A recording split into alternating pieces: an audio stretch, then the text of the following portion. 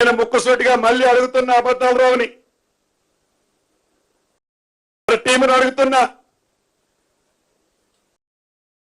ఏమో ప్రశ్నించడంలా శకుని మామ కూతురు నీ మీద 10 అభియోగాలు చేసింది. ఏమి 10 అభియోగాలకు ఒక్క అభియోగానికి కూడా సమాధానం చెప్పలేదు. అబద్ధాలు సమాధానాలు లేవా?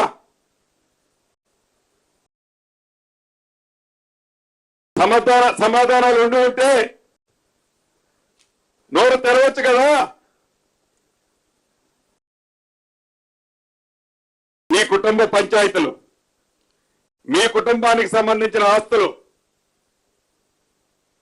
మీ కుటుంబానికి సంబంధించిన వివరాలు మాకు మా ప్రభుత్వానికి సంబంధించింది కాదు.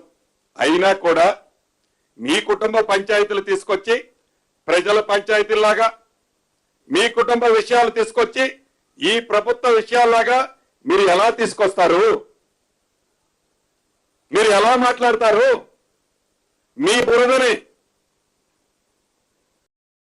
అందరికీ ఈ ప్రభుత్వానికి ఎలా బురద రాయాలని చూస్తారు? అంతేలే. గ్రామీణ ప్రాంతంలో ఇంకొక సామెత ఉంది, గజ్జి కుక్క. గజ్జి కుక్క ఊళ్ళో సావు, ఒక అపశుభకార్యమో శుభకార్యం జరుగుతుంటే వంటలు ఏర్పాటు చేస్తుంటారు, వంటలు చేస్తుంటారు.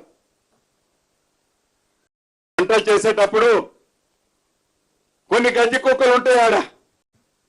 ఆ గజ్జి కుక్కని ఆ వంటల దగ్గరికి రావద్దని ఆ పనోళ్ళు ఎంతసేపు పారదారాలన్నా గజ్జి కుక్క పోతుందా? అక్రమ ఆస్తుల కోసం, అక్రమ సంపాదన కోసం తాపత్రయపడే ఆ వంటల్లాంటి ఈ ప్రభుత్వ సొమ్ముతో ఈ ప్రభుత్వ సొమ్ముని కొల్లగొట్టాలని, ఇంకా దౌర్జన్యం చేసి బెదిరించి భయపెట్టి ఇంకా అధికారంలో మేమే ఉన్నామని పరిపరి విధాలుగా ఆలోచిస్తూ ఇంకా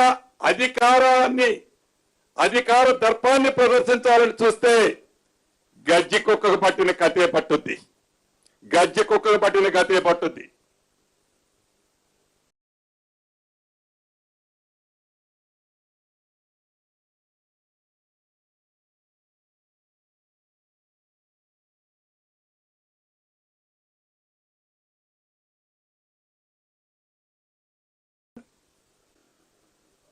చివరగా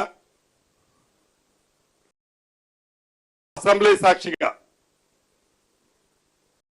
ముఖ్యమంత్రి గారు ఈ ప్రభుత్వానికి సంబంధించిన అనేక అంశాలు చర్చిద్దామని, ఆ అంశాలు తెలంగాణ రాష్ట్రంలో పేద ప్రజలకి ఉపయోగపడే విధమైన ఒక అర్థవంతమైన చర్చలో పాల్గొంటారని ఈ ప్రభుత్వం తలంచింది. అయినా కూడా అలా కాకుండా కేవలం వారి స్వలాభం కోసం, వారి స్వార్థం కోసం, వారి అక్రమ ఆస్తులని కాపాడుకోవటం కోసం భయభ్రాంతులను చేయడాలని ఇలా తాటాకు చప్పుళ్ళు చేస్తేనో, ఇట్లా కారు కూతలు కూస్తేనో, ఇందాక ఉదాహరణ చెప్పిన ఆ అడవి పందిలాగా గజ్జి కుక్కలాగా చేస్తేనో ఈ ప్రభుత్వం భయపడదు. ఈ ప్రభుత్వం భయపడదు.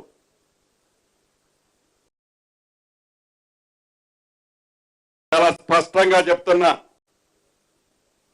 ఇందాక అడవి పంది ఎలా బురదను పూసుకొని వచ్చి ఆ శివానికి పుయ్యాలని తాపత్రయపడితే ఆ శివం తిరగబడి అడవి పందిని ఆ బురదలోంచి లేకుండా తొక్కి చూపిస్తుంది.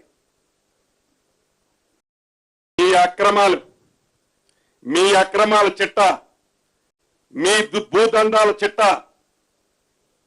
మీ అధికారంలో ఉన్నప్పుడు చేసిన లిస్టులు ఒక్కొక్కటి నా మిత్రులు ఇస్తున్నారు. ఒక్కొక్కటి బయటికి తీసే సందర్భం